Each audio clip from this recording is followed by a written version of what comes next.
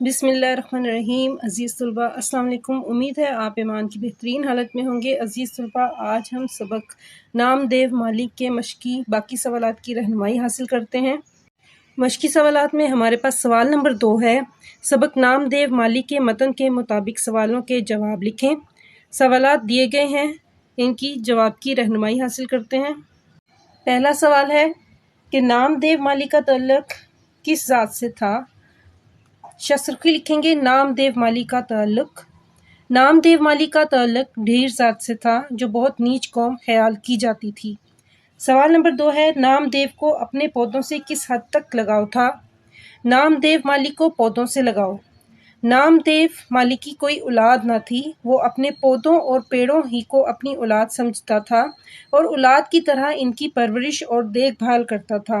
ان کو سرسبز اور شاداب دیکھ کر ایسا ہی خوش ہوتا جیسے ماں اپنے بچوں کو دیکھ کر خوش ہوتی ہے۔ سوال نمبر 3 ہے نام دیو کا اگر کوئی پودا بیمار پڑ جاتا تو وہ اس کے لیے کیا کیا جتن کرتا تھا؟ پودوں کی بیماری میں نام دیو مالک کی دیکھ بھال کہ وہ کیسے کرتا تھا؟ نام دیو مالک کے چمن میں کبھی کسی پودے میں اتفاق سے کیڑا لگ جاتا یا کوئی روگ پیدا ہو جاتا تو نام دیو کو بہت فکر ہوتی۔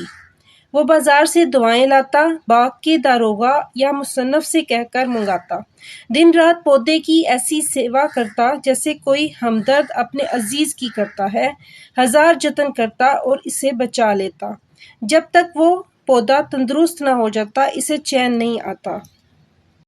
سوال نمبر 4 ہے نام دیو کی موت کیسے واقع ہوئی؟ نام دیو مالی کی موت شسرخی لکھیں گے ایک دن نام دیو مالی اپنے چمن میں کام میں مگن تھا کہ اچانک نامعلوم کیا بات ہوئی کہ شہد کی مکھیوں کی یورش ہوئی۔ سب مالی بھاگ کر چھپ گئے۔ نام دیو کو خبر نہ ہوئی اور مکھیوں کا غضبناک جھلڑ اس غریب پر ٹوٹ پڑا، اتنا کاٹا کہ وہ بے دم ہو گیا، آخر اسی میں جان دے دی۔ عزیز طلبہ، سوال نمبر 5 ہمارے پاس ہے نیکی اور بڑائی کا معیار کیا ہے؟ نیکی اور بڑائی کا معیار یہ ہے کہ اللہ تعالیٰ نے ہر شخص کو کوئی نہ کوئی صلاحیت عطا کی ہے، اس صلاحیت کو درجہ کمال تک پہنچا کر اس سے کام لینا اور خلق خدا کو فائدہ پہنچانا ہی اصل نیکی اور بڑائی ہے۔ عزیز طلبہ، سوال نمبر 5 ہے مشقی سوالات میں ہمارے پاس درج ذیل اسما سے مذکر اور مؤنث سلیکٹ کیجیے۔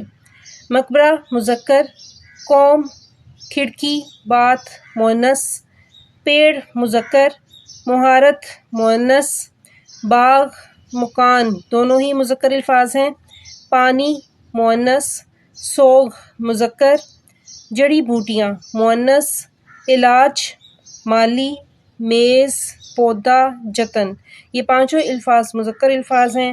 شناخت اور بارش یہ دونوں الفاظ مؤنث الفاظ ہیں۔ کسی بھی لفظ کو یہ جاننے کے لیے کہ یہ مذکر ہے یا مؤنث ہے بہتر طریقہ یہ ہے کہ آپ اس کا جملہ بنا کے دیکھیں تو آپ کو صحیح اندازہ ہو جائے گا۔ سبق کا آخری سوال ہمارے پاس اقتباسات کی تشریح ہے۔ تشریح سے پہلے مصنف کا نام اور سبق کا عنوان بھی لکھیے۔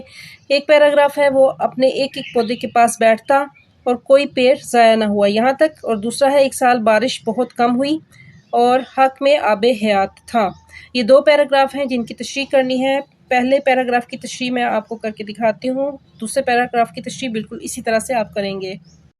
تشریح سے پہلے پیراگراف کی پڑھائی کرتے ہیں تاکہ ہمیں اندازہ ہو کہ کن الفاظ کے معنی ہم لکھیں گے اور کیسے اس کی عبارت میں تبدیلی ہوگی۔ وہ ایک ایک پودے کے پاس بیٹھتا، ان کو پیار کرتا، جھک جھک کے دیکھتا اور ایسا معلوم ہوتا گویا ان سے چپ کے باتیں کر رہا ہے۔ جیسے جیسے وہ بڑھتے پھولتے پھلتے اس کا دل بھی بڑھتا اور پھولتا پھلتا تھا۔ ان کو توانا اور ٹانٹا دیکھ کر اس کے چہرے پر خوشی کی لہر دوڑ جاتی۔ کبھی کسی پودے میں اتفاق سے کیڑا لگ جاتا یا کوئی اور روگ پیدا ہو جاتا تو اس سے بڑا فکر ہوتا، بازار سے دوائیں لاتا، باغ کے داروغہ یا مجھ سے کہہ کر منگاتا، دن بھر اسی میں لگا رہتا اور اس پودے کی ایسی سیوا کرتا جیسے کوئی ہمدرد اور نیک دل ڈاکٹر اپنے عزیز بیمار کی کرتا ہے، ہزار جتن کرتا اور اسے بچا لیتا، اور جب تک وہ تندرست نہ ہو جاتا اسے چین نہ آتا۔ اس کے لگائے ہوئے پودے ہمیشہ پروان چڑھے اور کبھی کوئی پیڑ ضائع نہ ہوا۔ یہاں تک پیراگراف ہے جس کی ہم نے تشریح کرنی ہے۔ پریزنٹیشن آپ اسی طرح سے کریں گے کہ اقتباسات کی تشریح میں عبارت پہلے نمبر کی جو سے ہے اس کو ایسے ہی مختصر کر کے لکھیں گے۔ علامتی طور پہ وہ اپنے ایک ایک پودے کے پاس بیٹھتا، کوئی پیڑ ضائع نہ ہوا۔ حوالہ متن ہے کہ یہ پیراگراف جو ہے سبق کا عنوان ہے نام دیو مالی، وہاں سے لیا ہے۔ مصنف کا نام مولوی عبدالحق، صنف سخن کے لحاظ سے یہ خاکہ نگاری ہے اور ماخذ اس کا چند ہم اثر ہیں۔ مشکل الفاظ ان میں جو تھے ان کے معنی تھوڑے سے دیکھ لیتے ہیں۔ توانا اور ٹانٹا، توانا کہتے ہیں تندرست اور طاقتور کو، اور ٹانٹا مضبوط کو۔ روگ بیماری، سیوا خدمت، ہمدرد غمخوار خیر خواہ، جتن کوشش کرنا، پیڑ درخت۔ تشریح کی طرف آتے ہیں۔ تشریح طلب پیراگراف سبق نام دیو مالی کے ابتدائی پیراگراف میں سے ہے۔ سبق کے مصنف مولوی عبدالحق ایک بلند پایہ محقق، نقاد، ماہر لغات نگار، عمدہ انشا پرداز اور خاکہ نویس تھے۔ ان کی خدمات کے پیش نظر انہیں بابائے اردو کا لقب بھی ملا۔ مصنف مقبرہ رابعہ درانی کے باغ کے خاتے میں واقع ایک مکان میں رہتے تھے اور مکان کے اوپر والے کمرے میں کام کرتے تھے، جہاں سے نام دیو مالی کو کھڑکی سے باغ میں کام کرتا دیکھتے۔ مصنف بتاتے ہیں کہ نام دیو کو اپنے لگائے ہوئے پودوں سے بے پناہ محبت تھی۔ وہ ہر پودے کو پوری توجہ دیتا تھا۔ وہ باغ میں موجود ایک ایک پودے کے پاس بیٹھ جاتا، ان کو پیار سے دیکھتا، جھک جھک کر ان کا جائزہ لیتا۔ ایسا لگتا تھا کہ جیسے دھیمی دھیمی آواز میں ان سے باتیں کر رہا ہے، بڑے پیار سے ان کا حال پوچھ رہا ہو۔ پودوں کو جیسے جیسے پروان چڑھتا دیکھتا، توانا اور تندرست دیکھتا، اسے بڑی خوشی ہوتی۔ اس کے چہرے پر مضبوط اور تناور پودے دیکھ کر خوشی کی نمایاں جھلک نظر آتی تھی۔ اگر اتفاق سے کسی پودے میں کیڑا لگ جاتا یا کوئی بیماری لگ جاتی جس کی وجہ سے پودا سوکھنے لگتا تو نام دیو کی حالت دیکھنے والی ہوتی تھی۔ وہ متفکر ہو کر بازار سے ان کے لیے دوا لاتا، کبھی باغ کے نگران سے دوا منگواتا، کبھی مجھ سے کہتا تو میں دوا لا دیتا۔ پودے اور نام دیو مالی ایک دوسرے کے لیے لازم و ملزوم تھے۔ ان کی ایسی خدمت اور دیکھ بھال کرتا کہ جیسے کوئی اپنے عزیز اور قریبی رشتہ دار کی کرتا ہے، یا پھر جیسے کوئی نیک دل ہمدرد ڈاکٹر اپنے مریضوں کی کرتا ہے۔ وہ پودے کی بیماری ختم کرنے کے لیے بھرپور کوشش کرتا اور اس وقت تک چین سے نہیں بیٹھتا تھا جب تک پودا دوبارہ سرسبز، توانا اور ٹانٹا نہ ہو جاتا۔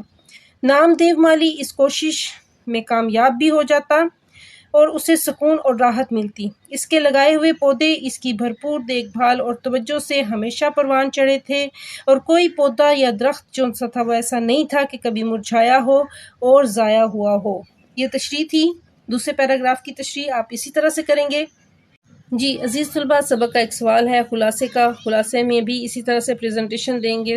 خلاصے کی پڑھائی کرتے ہیں، ایک دفعہ سے ہمارے پاس دوبارہ سے سبق کی پڑھائی ہو جائے گی، سبق کی کہانی ہمیں سمجھ آ جائے گی، خاکہ جون سا ہے جس کے متعلق ہے اس کی پوری تفصیل سمجھ میں آ جائے گی۔ نام دیو مالی رابعہ درانی مقبرہ اورنگ آباد کے ایک باغ میں مالی کا فریضہ ادا کرتا تھا۔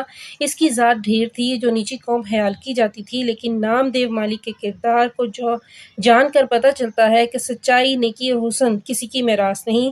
یہ خوبیاں نیچی ذات والوں میں بھی ویسی ہی ہوتی ہیں جیسی اونچی ذات والوں میں ہوتی ہیں۔ مقبرے کے باغ کی نگرانی مصنف کے ذمہ تھی۔ وہ باغ کے احاطے میں واقع مکان میں رہتے تھے۔ مصنف کہتے ہیں کہ وہ مکان کے اوپر والے کمرے میں کام کرتے تھے۔ جب تھک جاتے تو کھڑکی کھول کر باغ کو دیکھتے۔ کہتے ہیں میں جب بھی دیکھتا نام دیو مالی کو کام میں مصروف پاتا، اسے اپنے ارد گرد کی کچھ خبر نہ ہوتی۔ وہ تمام پودوں کی دیکھ بھال کرتا تھا، ان کی تراش خراش کرتا اور الٹے پاؤں پیچھے ہٹ کر ان کی خوبصورتی کا جائزہ لیتا اور دل ہی دل میں خوش ہوتا رہتا۔ اس کی کام سے لگن دیکھ کر اس کی ذات سے مجھے دلچسپی ہو گئی۔ وہ اپنے کام میں مگن دکھائی دیتا۔ اس کی کوئی اولاد نہیں تھی، اس لیے وہ ہر پودے کو اولاد کی طرح سنبھالتا تھا۔ ان کو پھلتا پھولتا دیکھ کر ایسے ہی خوش ہوتا جیسے ایک ماں باپ اپنی اولاد کو پروان چڑھتا دیکھ کر خوش ہوتا ہے۔ اگر کسی پودے کو کوئی بیماری لگ جاتی تو اس کو فکر ہوتی، پودوں کے لیے بازار سے دوا لاتا، ان کا علاج کرتا۔ باغوں میں رہتے رہتے اسے جڑی بوٹیوں کی شناخت ہو گئی تھی، خاص کر بچوں کے علاج میں اسے مہارت تھی۔ دور دور سے لوگ اپنے بچوں کے علاج کے سلسلے میں اس کے پاس آتے تھے۔ وہ باغ میں جڑی بوٹیوں سے ان کا علاج کرتا تھا۔ دوسرے گاؤں کے لوگ بھی اسے بلا کر لے جاتے تھے۔ وہ خود بھی صاف ستھرا رہتا اور اپنے چمن کو بھی صاف ستھرا رکھتا تھا۔ اس نے پودے اس نے پورے چمن کو آئینہ بنا رکھا تھا۔ باغ کا داروغہ عبدالرحیم خان فینسی تمام مالیوں کا نگران تھا۔ وہ نگرانی کے معاملے میں کافی سخت تھا، لیکن دیو مالی کام کا دھنی تھا۔ اسے کبھی بھی نام دیو کی طرف سے کوئی شکایت نہ ہوئی تھی۔ وہ ستائش کی پرواہ اور صلے کی تمنا کیے بغیر دل لگا کر کام کرتا۔ ایک سال کم بارش کی وجہ سے باغ میں پودے سوکھنے لگے، پتے مرجھانے لگے، لیکن نام دیو کا باغ، اس کا چمن ہرا بھرا تھا۔ وہ گھڑوں میں پانی بھر بھر لاتا اور اپنے پودوں کو سینچتا تھا۔ میں نے اس کی محنت دیکھ کر اسے انعام دینا چاہا، لیکن اس نے یہ کہہ کر انکار کر دیا کہ بھلا کوئی اپنے بچوں کو پالنے کا معاوضہ لیتا ہے؟ جب اعلیٰ حضرت حضور نظام کو اورنگ آباد کی خوشگوار آب و ہوا میں باغ لگانے کا خیال ہوا تو یہ کام ڈاکٹر سید سراج الحسن ناظم تعلیمات کے ذمہ لگایا گیا۔ ڈاکٹر صاحب کا ذوق باغبانی مشہور تھا۔ وہ نام دیو کے بڑے قدردان تھے۔ اسے مقبرے سے شاہی باغ لے گئے۔ وہاں اور بھی بہت سے مالی کام کرتے تھے۔ وہ مختلف ملکوں سے بلائے گئے تھے۔ ڈاکٹر صاحب کی شدید خواہش تھی کہ وہ باغ کو شاہی باغ بنائیں۔ یہاں بھی نام دیو مالی کا وہی انداز تھا، کام سے سچا لگاؤ تھا اور اسی میں اس کی کامیابی تھی۔ شاہی باغ میں بھی جب اس کا کام مہا کاج رہا۔ ایک دن نامعلوم کیا بات ہوئی کہ شہد کی مکھیوں کی یورش ہوئی، سب مالی بھاگ گئے اور چھپ گئے، مگر نام دیو مالی اپنے کام میں اس قدر مگن تھا کہ اسے خبر تک نہ ہوئی کہ موت اس کے سر پر کھیل رہی ہے۔